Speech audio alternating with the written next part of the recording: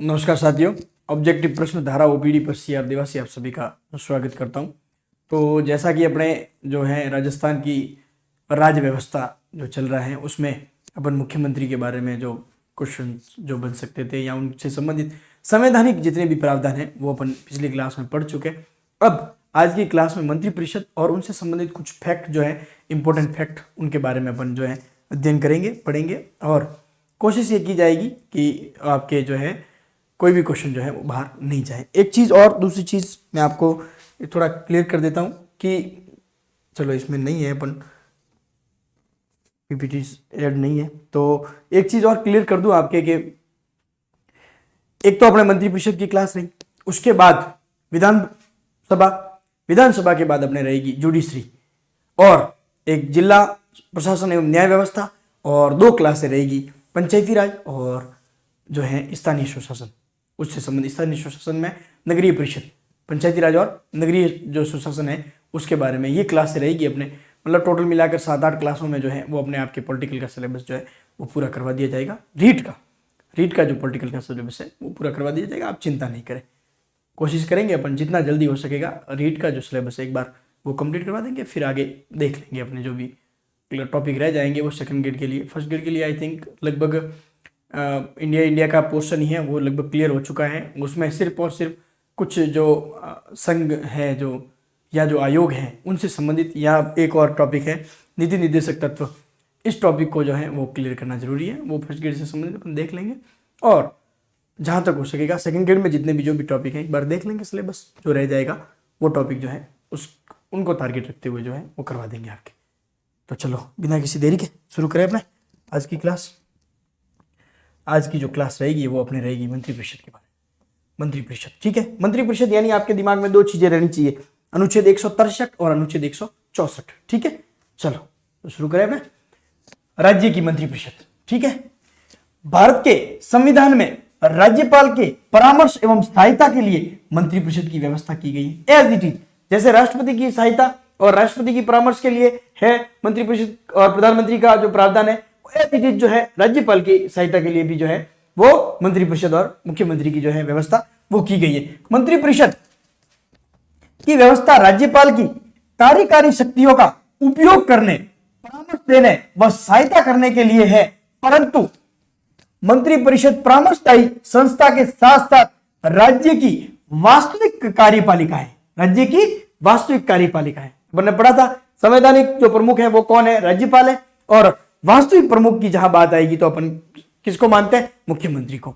तो वास्तविक कार्यपालिका किसमें निहित है, वो निहित है अपने मंत्रिपरिषद में। किसमें निहित है, मंत्रिपरिषद में, ठीक है। ये अपन उसके बारे में पढ़ चुके हैं, प्रधानमंत्री के बारे में भी ये जो पढ़ा था तब भी ये जो है प्रधानमंत्री और मंत्रिपरिषद के बारे में पढ़ रहे थे तब भी ये चीज अपन क्लियर कर चुके हैं। बड़े आगे भारतीय संविधान के अनुच्छेद 163 मैंने अभी बात बताई थी, राज्य की मंत्रिपरिषद की स्थिति के विषय में बताया गया, जबकि अनुच्छेद 164 में मंत्रियों के वेतन भत्ते, शपथ, योग्यता, कार्यकाल, नियुक्ति कौन करेगा, ये सारे प्रावधान है वो 164 में। 2 ही आपको अनुच्छेद विशेष याद रखने, 163 और 164।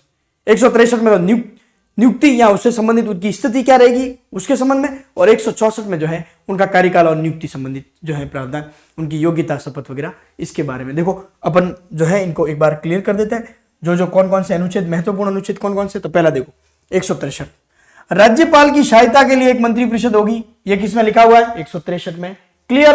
अब 163 से संबंधित कुछ भी आपको नहीं आगे ऐड करना। अब 164 से संबंधित कुछ फैक्ट है आपको ध्यान रखना। 64(1) के तहत जो है मंत्रियों की नियुक्ति राज्यपाल करता है मुख्यमंत्री की सलाह पर।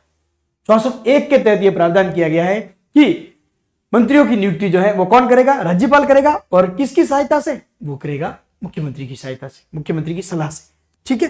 फिर 164(1) का मंत्रिपरिषद की संख्या अधिकतम 29 प्लस 1 और न्यूनतम जो है वो 12 रहेगी। अपन ने पढ़ा है कि कितने % हो सकते हैं, 15% से अधिक नहीं, से अधिक मंत्री नहीं हो सकते। 15% से अधिक मंत्री नहीं हो सकते। यानी राजस्थान में कितनी सीटें, 200 सीटें, 200 सीटें, यानी 15 + 15 कितने हो गए, यानी 30 मंत्री। अब 30 में भी 1 प्लस 29, एक तो होंगे मुख्यमंत्री और 29 जो है वो मंत्री बनाए जा सकते हैं। एक चीज ध्यान रखना, या आप ध्यान रखना, उप मुख्यमंत्री जो होता है वो कैबिनेट मंत्री के समकक्ष या मंत्री के समकक्ष गिना जाता है। या ऐसे मत करना कि अभी राजस्थान में ये स्थिति है 3 प्लस 27 कर दो आप, नहीं। उप मुख्यमंत्री जो है वो एक कैबिनेट मंत्री के रूप में जो है वो गिना जाता है। कैबिनेट मंत्री के रूप मतलब कैबिनेट मंत्री के रूप में ही शपथ या कैबिनेट मंत्री के समकक्ष ही उन्हें जो है माना जाता है। ठीक है, क्लियर। अब और यह भी प्रावधान किया गया कि भाई जैसे कहीं पर कम है संख्या, जैसे 40 सदस्य ही हैं, जैसे सिक्किम वगैरह 40 विधानसभा सदस्य ही हैं, तो वहां पर कम से कम कितने मंत्री बनाए जा सकते हैं? 12, 1 प्लस 11, 1 प्लस 11। फिर आगे है अनुच्छेद 164 1 ख, दल बदल के आधार पर मंत्री बनाने के लिए अयोग्य। कोई अगर दल बदल करके जो है उस एक्ट के तहत जो है वो प्रभावित होता है और वो किसी पार्टी में दल बदल करके आया है तो उसे मंत्री नहीं बनाया जा सकता, मंत्री बनाने के अयोग्य है। 164 2, मंत्री परिषद विधानसभा के प्रति सामूहिक रूप से उत्तरदायी रहती है। मंत्री परिषद जो है विधानसभा के प्रति सामूहिक रूप से, व्यक्तिगत रूप से राज्यपाल के प्रति, व्यक्तिगत रूप से राज्यपाल के प्रति। फिर 164 3 शपथ। 164 3 में किसका प्रावधान है? राज्यपाल द्वारा तीसरी अनुसूची के प्रारूप के तहत जो है उन्हें शपथ दिलाई जाएगी। तीसरी अनुसूची के में जो प्रारूप दे रखा है उसके तहत ही जो है वो क्या दिलाई जाएगी? शपथ दिलाई जाएगी। अब 164 4, कोई मंत्री जो निरंतर 6 माह किसी अवधि तक राज्य विधानसभा का सदस्य नहीं हो तो वो मंत्री पद पर नहीं रहेगा। वही बात है, किसी को भी जो है वो मंत्री पद की शपथ दिलाई जा सकती है, दिलवाई जा सकती है, लेकिन 6 महीने के अंदर अंदर जो है उन्हें किसी भी विधानसभा का हो, जहां विधान परिषद भी है तो वहां विधानसभा या विधान परिषद दोनों में से किसी एक सदन का सदस्य बनना अनिवार्य, सदस्य बनना अनिवार्य। अगर 6 माह के अंदर अंदर वो सदस्य नहीं बनता है तो उसे मंत्री पद से जो है वो त्याग पत्र देना पड़ेगा या वो मंत्री पद जो है वो खाली माना जाएगा, रिक्त माना जाएगा। फिर है 164 5, मंत्रियों के वेतन और भत्ते। मंत्रियों के वेतन और भत्तों का प्रावधान किसमें? तो 164 5 में। स्क्रीनशॉट ले लो आप लोग। अब बढ़े आगे। अब है मंत्रिपरिषद का गठन।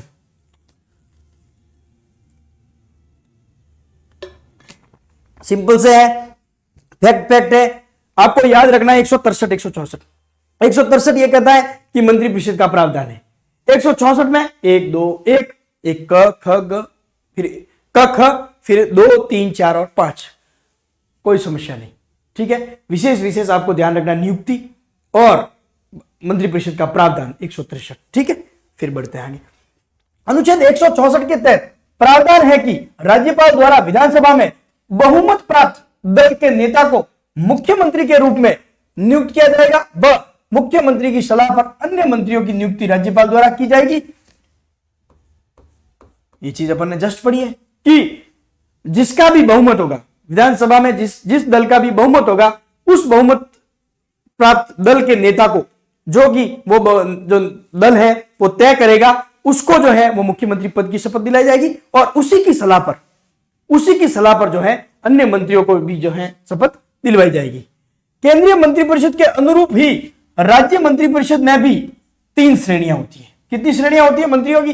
3 श्रेणी। कौन कौन सी? कैबिनेट मंत्री, राज्य मंत्री और उपमंत्री।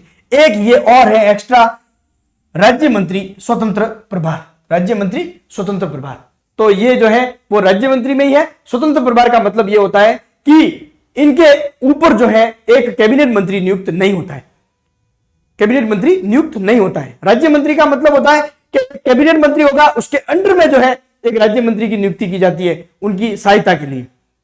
और राज्य मंत्री स्वतंत्र प्रभार का मतलब होता है कि उनके जो ऊपर है, उनके विभाग में उनसे जो है सीनियर जो है कोई कैबिनेट मंत्री नियुक्त नहीं होगा, कैबिनेट मंत्री नियुक्त नहीं होगा, वो होता है राज्य मंत्री स्वतंत्र प्रभार। राज्य मंत्री स्वतंत्र प्रभार। ठीक है, प्रत्येक मंत्री को पद व गोपनीयता की शपथ राज्यपाल द्वारा दिलाई जाएगी। पद की और गोपनीयता की शपथ जो है वो कौन दिलवाएगा? राज्यपाल दिलवाएगा। सिंपल सी बात है। अब राज्य मंत्रिपरिषद की शक्तियां व उसके कार्य क्या क्या है, तो राज्य कार्यपालिका की शक्ति राज्यपाल में निहित होगी, अपन ने पढ़ा है, परंतु वास्तविक शक्तियां जो है वो किसमें है? मुख्यमंत्री वह मंत्रिपरिषद द्वारा किया जाएगा। यह पढ़ा अपन ने कि शक्तियां जो है वो तो राज्यपाल में निहित होगी, लेकिन उसका प्रयोग कौन करेगा? वो करेगा मुख्यमंत्री और मंत्रिपरिषद। मुख्यमंत्री और मंत्रिपरिषद के द्वारा जो है वो प्रयोग किया जाएगा। मंत्रिपरिषद राज्य प्रशासन के लिए नीति का निर्माण करती है। राज्य में प्रशासन की व्यवस्था किस तरह से चलेगी जो है उनसे संबंधित जो नीतियां हैं वो कौन बनाता है? तो वो बनाती है मंत्रिपरिषद। ठीक है, फिर आगे मंत्रिपरिषद विधि निर्माण में विधानमंडल के नेतृत्वकर्ता के रूप में होती है। कानून निर्माण, विधि निर्माण जो विधि बनाने के लिए उसमें जो है वो नेतृत्वकर्ता के रूप में होती है। जो भी कानून बनाएगी वो जो है वो मंत्रिपरिषद के द्वारा बनाया जाता है। मंत्रिपरिषद राज्य के सामाजिक, राजनीतिक व आर्थिक समस्याओं के निस्तारण के लिए नीति निर्माण करती है। बस नीति निर्माण में सारी चीजें जो है वो आ गई, सारी चीजें जो है आ गई। क्लियर? आई थिंक ये कंसेप्ट जो है वो आपके क्लियर हो गया होगा। अब है मंत्रियों के दायित्व। मंत्रियों के दायित्व, भारत में मंत्रियों को विधिक उत्तरदायित्व से मुक्त रखा गया है। इंपॉर्टेंट, भारत में जो भी मंत्री होता है उसको विधिक उत्तरदायित्व से, कौन से? विधिक यानी कानूनी उत्तरदायित्व से क्या रखा गया? मुक्त रखा गया। कानूनी उत्तरदायित्व से मुक्त रखा गया। और संविधान में मंत्रियों के 2 प्रकार के उत्तरदायित्व दिए गए। कितने प्रकार के उत्तरदायित्व दिए गए? 2 प्रकार के। पहला है सामूहिक उत्तरदायित्व। तो सामूहिक रूप से ये उत्तरदायी किसके प्रति रहेगी? तो ये रहेगी विधान सभा के प्रति। विधानसभा के प्रति सामूहिक रूप से जो है वो विधानसभा के प्रति उत्तरदायी रहेगी। और व्यक्तिगत रूप से किसके प्रति उत्तरदायी रहेगी? तो ध्यान रखना, राज्यपाल के प्रति। राज्यपाल के प्रति उत्तरदायी। राज्यपाल के प्रति उत्तरदायी, ध्यान रखना 2 उत्तरदायित्व है। सेम अपन ने केंद्र में पढ़ा मंत्रिपरिषद में, वो की वो बात है कि सामूहिक रूप से किसके प्रति? वो लोकसभा के प्रति, ये विधानसभा के प्रति उत्तरदायित्व। और व्यक्तिगत रूप से किसके प्रति उत्तरदायी रहेगी? तो वो रहेगी अपने राज्यपाल के प्रति। जैसे राष्ट्रपति के प्रति वो उत्तरदायी रहता है, ये राज्यपाल के प्रति उत्तरदायी रहेंगी। स्क्रीनशॉट ले लो आप लोग।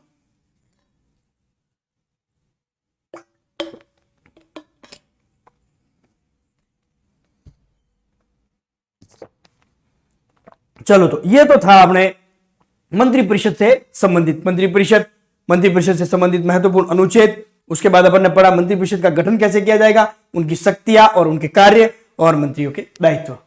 अब कुछ जो है वो एक्स्ट्रा फैक्ट जो है वो अपन देखते हैं।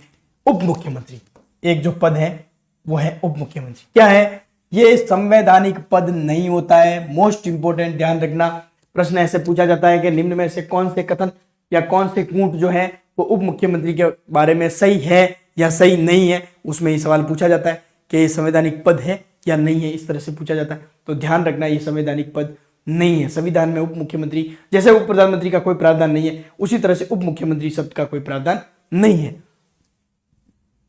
इनको विभागों का आवंटन मुख्यमंत्री द्वारा किया जाता है तथा एवं शपथ राज्यपाल द्वारा दिलवाई जाती है। इनको विभाग दिए जाते हैं, उसका आवंटन जो है वो कौन देता है, कौन करता है? मुख्यमंत्री। और उनको शपथ कौन दिलाता है? तो वो दिलाता है राज्यपाल। अब देखो, ध्यान रखना, इसका दर्जा कैबिनेट मंत्री के बराबर होता है। अभी मैंने बात बता दी, वेतन भत्ते भी इसी प्रकार मिलते हैं, इसी समान मिलते हैं। इनका जो दर्जा है वो एक एज ए कैबिनेट मंत्री जो है वो गिना जाता है, कैबिनेट मंत्री के बराबर माना जाता है। और इनको वेतन भत्ते भी जो कैबिनेट मंत्री के लिए है वही जो है प्राप्त करने का अधिकार होता है। क्लियर? राजस्थान में अब तक 7 उप मुख्यमंत्री बनाए जा चुके हैं। 16वीं विधानसभा में अभी जो वर्तमान में है वो कितने उप मुख्यमंत्री है? 2 उप मुख्यमंत्री। कितने हैं? 2। अब तक कितने उप मुख्यमंत्री बनाए गए? तो फर्स्ट जो उप मुख्यमंत्री बने थे वो टीकाराम पालीवाल 1952 से 54 तक रहे थे, जयनारायण व्यास जी के समय। जयनारायण व्यास जी मुख्यमंत्री थे और टीकाराम पालीवाल जो है वो उप मुख्यमंत्री थे। दूसरे नंबर पर हरिशंकर जी भाबड़ा जो कि 93 से 58 तक, और भैरू सिंह जी जो है, भैरू सिंह जी शेखावत जो है वो जब राजस्थान के मुख्यमंत्री थे तब जो है इन्हें उप मुख्यमंत्री बनाया गया था। बनवारी लाल जी बैरवा 2002 से 2003 और श्रीमती कमला बेनीवाल, ये दोनों साथ में थे 2002-2003 में, ये दोनों साथ में बनाए गए थे। ध्यान रखना, कभी ये पूछा जा सकता है प्रश्न कि वर्तमान में जिस प्रकार से 2 मुख्यमंत्री हैं उसी प्रकार से कौन से वर्ष में राजस्थान में 2 उप मुख्यमंत्री रहे थे? तो 2002 से 2003 तक। इंपॉर्टेंट है। या कौन से मुख्यमंत्री जी के समय जो है वो 2 मुख्यमंत्री रहे, तो ध्यान रखना ये अशोक गहलोत के समय। किन के समय? अशोक जी गहलोत के समय। फिर आगे सचिन पायलट, ये 18 से 2020 तक ये सचिन जी जो है वो अशोक जी गहलोत के समय। तो 3 उप मुख्यमंत्री तो अशोक जी के समय। अशोक गहलोत जो है जब मुख्यमंत्री थे तब 3 जो है उप मुख्यमंत्री तो उनके समय ही है, 2 तो एक साथ और 1 जो है वो लास्ट में। ठीक है। फिर 2 अभी जो वर्तमान में है, दिया कुमारी जी और डॉक्टर प्रेमचंद जी बैरवा, ये 15/12/2023 को इन्होंने शपथ लिए दोनों ने और अभी तक लगातार है। ये वर्तमान में जो भजनलाल जी शर्मा साहब मुख्यमंत्री हैं उनके समय जो है उप मुख्यमंत्री हैं। क्लियर? ठीक है। फिर चलो आगे बढ़ते हैं। मंत्री पद की अर्हताएं। मंत्री पद की अर्हताएं, संविधान में मंत्रियों की अर्हता के विषय में खुले तौर पर प्रावधान नहीं है। इंपॉर्टेंट, ध्यान रखना। लेकिन अनुच्छेद 164(4) जिसमें कहा गया है कि कोई मंत्री जो निरंतर 6 माह की अवधि तक राज्य विधानसभा का सदस्य नहीं है, उस अवधि की समाप्ति पर मंत्रिपरिषद नहीं बन सकेगा। कोई मतलब जो है वो अर्हता के बारे में कुछ नहीं लिखा हुआ है, लेकिन मुख्य अर्हता जो है 164(4) जो है उस अर्हता पर विचार करता है, अर्हता की बात करता है कि जो मुख्य अर्हता यह है कि 6 माह के अंदर अंदर जो है उसको किसी न किसी सदन का, भले विधानसभा है तो केवल विधानसभा है तो केवल विधानसभा का, विधानसभा और विधान परिषद दोनों है तो विधानसभा या विधान परिषद दोनों में से किसी एक का सदस्य बनना अनिवार्य है। क्लियर? स्क्रीनशॉट ले लो आप लोग। अब बढ़ते हैं आगे। अब है उपरोक्त कथन के अनुसार 2 अर्हताएं समझी जा सकती है। देखो उसको अपन क्लियर करते हैं थोड़ा। मंत्री बनने के लिए अनिवार्य है कि व्यक्ति राज्य की विधान मंडल के दोनों में से किसी एक सदन का सदस्य हो। अभी अपन ने बात की कि दोनों में से किसी एक का, और जहां एक ही सदन है तो उस एक सदन का सदस्य होना अनिवार्य है। दूसरा, यदि कोई व्यक्ति राज्य विधानमंडल में किसी सदन का सदस्य न हो तो वह 6 माह तक मंत्री पद पर रह सकता है। कितने माह तक? 6 माह तक। 6 माह के बाद जो है उसे ऑटोमेटिक जो है वहां से हटा दिया जाएगा। क्लियर? पद जो है वो समाप्त माना जाएगा। ये ध्यान रखना, ये इंपॉर्टेंट है। SR चौधरी बनाम पंजाब राज्यवाद 2002। बाद में सर्वोच्च न्यायालय ने निर्धारित किया कि किसी सरकार के संपूर्ण कार्यकाल में कोई भी व्यक्ति विधानमंडल के किसी सदन का सदस्य हुए बिना अधिकतम 6 माह तक ही मंत्री बन सकता है, उससे अधिक समय के लिए नहीं। इंपॉर्टेंट, ध्यान रखना। अब ये तो पता है कि भाई 6 महीने के अंदर अंदर जो है उनको किसी सदन का सदस्य बन के आना जरूरी है। अगर मान लो थोड़ा नेक्स्ट लेवल का सवाल पूछे और अगर वाद पूछ लिया जाए तो ध्यान रखना, SR चौधरी बनाम पंजाब राज्यवाद 2001, उसमें यह फैसला दिया गया था कि 6 माह तक जो है वो मंत्री बन सकता है। 6 माह तक मंत्री बन सकता है। क्लियर? यहां तक आई थिंक कॉन्सेप्ट जो है आपके क्लियर हो गया होगा। अब पढ़ते हैं थोड़ा अपन। मुख्यमंत्री जी जो पढ़ लिए थे अपन ने, उनसे संबंधित मैंने आपसे प्रॉमिस भी किया था कि भाई जो भी फैक्ट रह जाएंगे तो उन फैक्ट को जो है वो अगली क्लास में या एक एक्स्ट्रा क्लास लेके जो है वो कंप्लीट करवाया जाएगा। लेकिन इस क्लास में स्लाइडें बची थी या टाइम बचा भी था तो अपने इसी क्लास में अपने इसको क्लियर करवा देते हैं। सबसे ज्यादा बनने वाला क्वेश्चन, वेरी मोस्ट, सबसे ज्यादा क्वेश्चन बनता है कि राजस्थान में इनको या तो पूछेंगे कि क्रमशः जमाओ, सर्वाधिक बार शपथ लेने वाले क्रमशः, या फिर पूछा जाएगा निम्न में से कौन सा सही है। 3 मुख्यमंत्री दे रखे होंगे सर्वाधिक कार्यकाल वाले। ध्यान रखना, इंपॉर्टेंट चीज है और ये मोस्ट इंपॉर्टेंट, ये ध्यान रखना। पहला, मोहनलाल जी सुखाड़िया 4 बार, मोहनलाल जी सुखाड़िया 4 बार, अशोक गहलोत जी 3 बार, अशोक गहलोत जी 3 बार। 3 बार कौन कौन है? अशोक गहलोत जी, भैरू सिंह जी और हरिदेव जी जोशी, ये 3 बार है। हाईएस्ट 4 बार मोहनलाल जी सुखाड़िया, हाईएस्ट 4 बार मोहनलाल जी सुखाड़िया। 3 बार कौन कौन है? तो अशोक गहलोत जी, भैरू सिंह जी शेखावत और हरिदेव जी जोशी, हरिदेव जी जोशी। ये 3 जो है वो 3 बार है। 3 बार है। कौन कौन से? अशोक गहलोत, भैरू सिंह और अपने ध्यान रखना है हरिदेव जोशी, भैरू सिंह जी शेखावत और हरिदेव जोशी। फिर वसुंधरा राजे 2 बार और शिवचरण माथुर भी 2 बार, वसुंधरा राजे 2 बार और शिवचरण माथुर भी 2 बार। ये इंपॉर्टेंट है। ये इंपॉर्टेंट क्यों है कि ये ऑप्शन में आते हैं सर्वाधिक। जितनी भी बार ये प्रश्न पूछा गया है सबसे ज्यादा ऑप्शन में ये आते हैं शिवचरण माथुर। और अपने कंफ्यूजन की स्थिति रहती है हरिदेव जोशी और शिवचरण माथुर के बारे में, हरिदेव जोशी और शिवचरण माथुर के बारे में कंफ्यूजन रहता है क्योंकि अशोक जी जो है अपने को पता है, भैरू सिंह जी का भी पता है लगभग सबको कि भाई ये 3-3 बार जो है वो राज्य के मुख्यमंत्री रहे हैं। हरिदेव जी जोशी और शिवशरण माथुर, यह जो है थोड़ी कंफ्यूजन की स्थिति रहती है, तो ध्यान रखें। ये क्रमशः लिख दिए है, तो इनको इसी क्रम से आपको याद रखना है।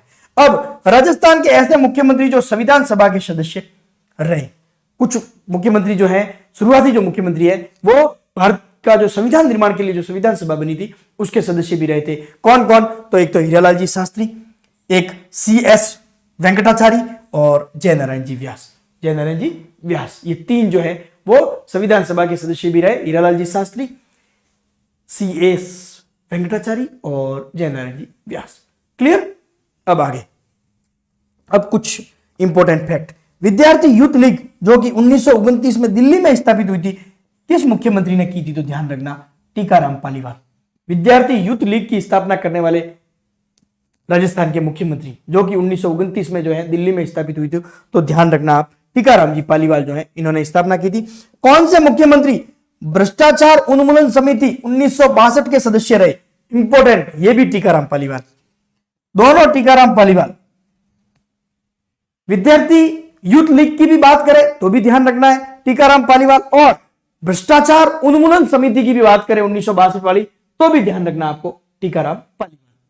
और टीकाराम पालीवाल से संबंधित एक फैक्ट और है, आप ध्यान रखना, किस मुख्यमंत्री की काम चलाऊ सरकार, केयर टेकर गवर्नमेंट, काम चलाऊ सरकार केयर टेकर गवर्नमेंट के विरुद्ध प्रथम अविश्वास प्रस्ताव लाया गया? कौन से मुख्यमंत्री जी की काम चलाऊ सरकार जो है उसके विरुद्ध जो है प्रथम अविश्वास प्रस्ताव लाया गया? तो ध्यान रखना, यह भी टीकाराम पालीवाल के विरुद्ध 10 अक्टूबर 1952 को निर्दलीय विधायक थे इंद्रनाथ मोदी। इंद्रनाथ जी मोदी के द्वारा जो है, इंद्रनाथ जी मोदी के द्वारा जो है वो अविश्वास प्रस्ताव लाया गया था। पर ध्यान रखना, कौन सी सरकार? काम चलाऊ सरकार। किसकी काम चलाऊ सरकार? तो टीकाराम जी पालीवाल। प्रथम अविश्वास प्रस्ताव, प्रथम अविश्वास प्रस्ताव। क्लियर? चल स्क्रीनशॉट ले लो आप। कुछ फैक्ट और है इंपॉर्टेंट, ठीक है। अब अविश्वास प्रस्ताव किन किन मुख्यमंत्रियों के विरुद्ध लाया गया? अविश्वास प्रस्ताव की बात चल रही है तो उसी पे थोड़ा चले अपन आगे। अब तक राजस्थान में 13 बार जो है अविश्वास प्रस्ताव लाया गया, सर्वाधिक 6 बार मोहनलाल सुखाड़िया सरकार के विरुद्ध। अब तक राजस्थान में कितनी बार अविश्वास प्रस्ताव लाया गया? तो 13 बार। कितनी बार? 13 बार। उसमें भी 6 टाइम जो है वो हाईएस्ट मोहनलाल जी सुखाड़िया के खिलाफ अविश्वास प्रस्ताव, लेकिन एक बार भी पारित नहीं हुआ। ये भी ध्यान रखें आप, एक बार भी जो है पारित नहीं हुआ, एक बार भी पारित नहीं हुआ, ठीक है, ध्यान रखना। पहला एक बार टीकाराम पालीवाल के विरुद्ध पहला अविश्वास प्रस्ताव किसके खिलाफ लाया गया था? टीकाराम पालीवाल के खिलाफ। टीकाराम पालीवाल के खिलाफ एक बार। 6 बार मोहनलाल जी सुखाड़िया, एक बार टीकाराम जी पालीवाल, एक बार ही बरकतुल्ला खान के विरुद्ध, एक बार ही बरकतुल्ला खान के विरुद्ध, और एक बार ही जो है वो जगन्नाथ पहाड़िया के विरुद्ध। जगन्नाथ पहाड़िया के विरुद्ध भी एक बार। जगन्नाथ पहाड़िया के विरुद्ध भी कितनी बार? एक बार। अब ये ध्यान रखना कि भैरू सिंह शेखावत और हरिदेव जोशी हैं, इनके विरुद्ध जो है वो 2 बार लाया गया, 2 बार, दोनों के बाद। 6 बार हाईएस्ट मोहनलाल सुखाड़िया, भैरू सिंह जी और हरिदेव जोशी के खिलाफ 2 बार, टीकाराम पालीवाल, बरकतुल्ला खां और जगन्नाथ पहाड़िया के विरुद्ध एक बार अविश्वास प्रस्ताव लाया गया। ये बहुत डीप फैक्ट है, लेकिन थोड़ा हल्का सा नॉलेज में अपन रखे इसको। सबसे अंतिम जो है हरिदेव जोशी के खिलाफ 1985 में लाया गया। सर्वाधिक अविश्वास प्रस्ताव सर्वाधिक विश्वास प्रस्ताव, ध्यान रखना, अविश्वास नहीं है, यही गलती जो है परीक्षा में होती है। सर्वाधिक विश्वास प्रस्ताव है, अविश्वास नहीं। सर्वाधिक विश्वास प्रस्ताव किस मुख्यमंत्री द्वारा लाए गए? भैरू सिंह जी शेखावत द्वारा। भैरू सिंह जी शेखावत द्वारा। कभी स्थिति ऐसी बनती है कि लगे कि विधानसभा में जो है वो विश्वास मत नहीं है, और अपना विश्वास मत प्रस्तुत करने के लिए जो है राज्यपाल द्वारा अगर कहा जाए कि आप अपना विश्वास मत जो है वो प्रस्तुत करो, तो सर्वाधिक जो विश्वास मत प्रस्तुत किए हैं वो किसने किए? भैरू सिंह जी शेखावत ने। किसने किए? भैरू सिंह जी शेखावत, विश्वास मत मुख्यमंत्री के रूप में, ठीक है। अब तक 5 बार विश्वास प्रस्ताव लाया गया, सभी पारित हो गए। कितनी बार लाए गए? 5 बार। सर्वाधिक किसने लाए? तो ध्यान रखना, भैरू सिंह जी शेखावत, भैरू सिंह जी शेखावत, ठीक है, क्लियर। कितनी बार लाए तो ध्यान रखना 3 बार भैरों सिंह जी ने। कितनी बार? 3 बार भैरों सिंह जी ने और 2 बार अशोक गहलोत ने। दो ही ध्यान रखने फैक्ट। 3 बार तो भैरों सिंह जी ने प्रस्ताव विश्वास प्रस्ताव लाए, विश्वास प्रस्ताव भैरों सिंह जी ने 3 बार और 2 बार जो है वो अशोक गहलोत ने। ठीक है, फिर आगे सर्वप्रथम 1990 में भैरों सिंह शेखावत सरकार द्वारा लाया गया सबसे पहला जो विश्वास प्रस्ताव है, अविश्वास नहीं है, विश्वास प्रस्ताव है। अविश्वास 1952 में टीकाराम पालीवाल के खिलाफ और विश्वास प्रस्ताव भैरों सिंह जी ने 1990 में। ठीक है, फिर सबसे अंत में 2020 में, अभी हाल ही में अशोक गहलोत द्वारा 2020 में, आप सबको वो जो है वो याद होगा, जो विश्वास प्रस्ताव जो है अशोक गहलोत द्वारा जो है पेश किया गया था विधानसभा में, वो आपको याद होगा। एकमात्र मुख्यमंत्री जो प्रोटेम स्पीकर रहे, एकमात्र मुख्यमंत्री जो प्रोटेम स्पीकर भी रहे और मुख्यमंत्री भी बने, प्रोटेम स्पीकर रहे और मुख्यमंत्री भी रहे, तो ध्यान रखना भैरों सिंह जी शेखावत।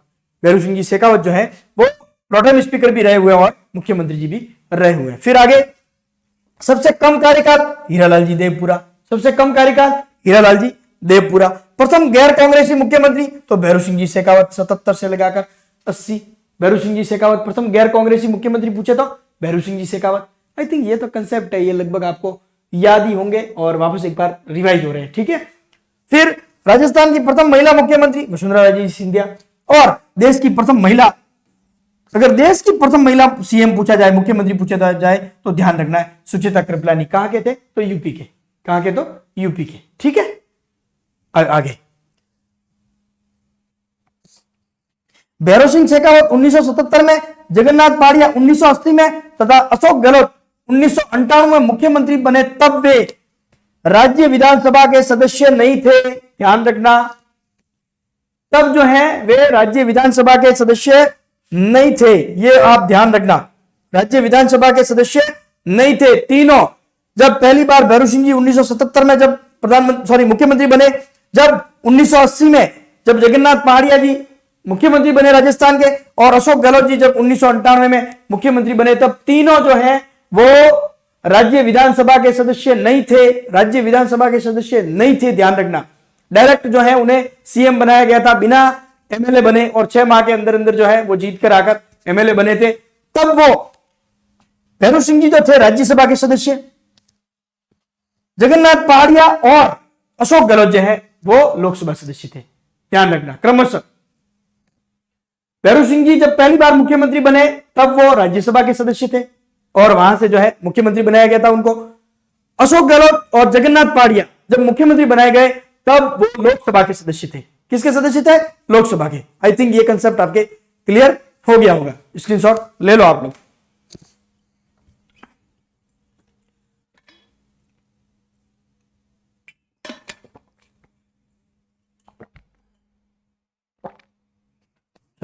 बड़े आगे कुछ और कंसेप्ट। राजस्थान में पहली महिला विधायक तो यशोदा देवी, और राजस्थान की पहली महिला मंत्री तो ध्यान रखना कमला बेनीवाल। राजस्थान में पहली महिला विधायक कौन? तो यशोदा देवी। और पहली महिला मंत्री कौन बनाई गई? तो वो ध्यान रखना कमला बेनीवाल, कमला बेनीवाल। अब एक प्रश्न ये पूछा जाता है कि राजस्थान में मनोनीत सीएम कौन थे? तो एक तो फर्स्ट हीरालाल जी शास्त्री 1949 से 1951 तक, और एस वेंकटाचारी जो कि 1951 से 51 तक ही रहे थे, और एक थे जय नारायण जी व्यास जो 51 से 52 तक, सिर्फ 51 में ही रहे थे। इसको ये काट दो, बस 51 ही कर, 51 में ही रहे थे। 3 जो है वो मनोनीत मुख्यमंत्री रहे, हीरालाल जी शास्त्री, एस वेंकटाचारी जी और जय नारायण जी व्यास, जय नारायण जी व्यास। ठीक है, फिर आगे ये प्रश्न इंपॉर्टेंट, ये प्रश्न इंपॉर्टेंट, ध्यान रखना। राजस्थान के प्रथम मनोनीत सीएम कौन थे? तो ध्यान रखना हीरालाल शास्त्री। ये सारे ये 3-4 क्वेश्चन जो है वो इंपॉर्टेंट है, ध्यान रखना। राजस्थान के प्रथम निर्वाचित सीएम कौन थे? तो टीकाराम पालीवाल। यहां थोड़ी कंफ्यूजन होती, और एक प्रश्न बनता है कि एकमात्र मनोनीत भी रहे और निर्वाचित भी रहे, मनोनीत मुख्यमंत्री भी रहे और निर्वाचित मुख्यमंत्री भी रहे, ये कौन थे? तो ध्यान रखना आप, जय नारायण जी व्यास। मनोनीत तो रहे थे 1951 में, और फिर उसके बाद जो है टीकाराम जी के बाद जो है निर्वाचित मुख्यमंत्री भी रहे थे। प्रथम मनोनीत हीरालाल जी शास्त्री, प्रथम निर्वाचित टीकाराम पालीवाल, एकमात्र निर्वाचित और मनोनीत दोनों तो जयनारायण जी व्यास। क्लियर। अब एक सवाल और, ये सर्वाधिक समय तक सीएम रहे तो मोहनलाल सुखाड़िया 17 वर्ष तक। कितने वर्ष तक? 17 वर्ष तक मोहनलाल जी सुखाड़िया जो है वो मुख्यमंत्री रहे। राजस्थान के पहले और एकमात्र अल्पसंख्यक सीएम श्री बरकतुल्ला खान जी, श्री बरकतुल्ला खान जी एकमात्र सीएम। और इनसे संबंधित एक फैक्ट और ध्यान रखना, पद पर रहते प्रथम सीएम जिनकी मृत्यु हुई, पद पर रहते हुए निधन हुआ, पद पर रहते हुए निधन होने वाले प्रथम मुख्यमंत्री जो वो थे वो भी थे श्री बरकतुल्ला खां, बरकतुल्ला खां।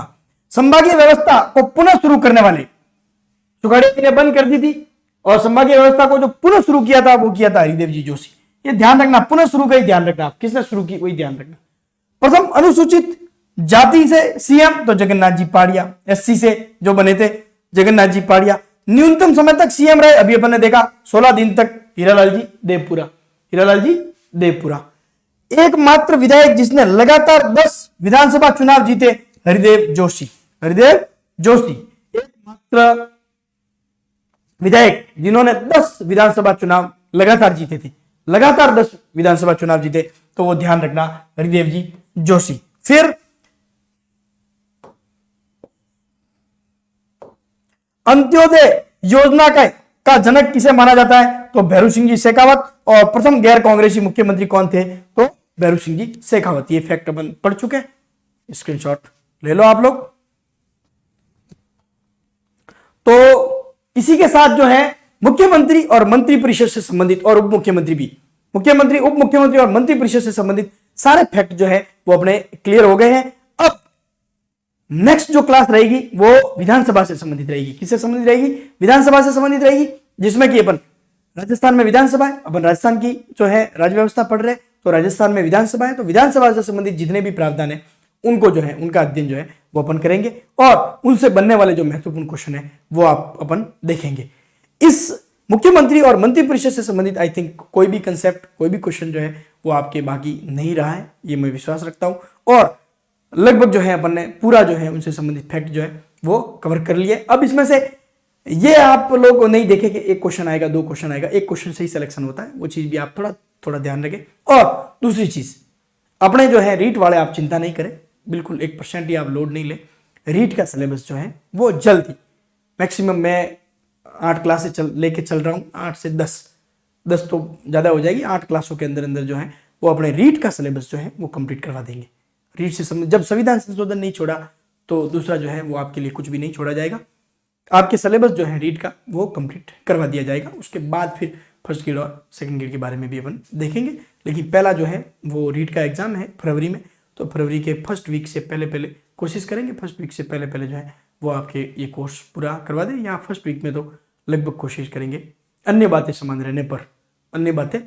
रहने पर थोड़ा इन बातों का भी ध्यान रखते हुए इकोनॉमिक्स के स्टूडेंट के नाते, तो अन्य बातें समान रहने पर जो है वो क्लासेस जो है वो आपके पूरी करवा दी जाएगी।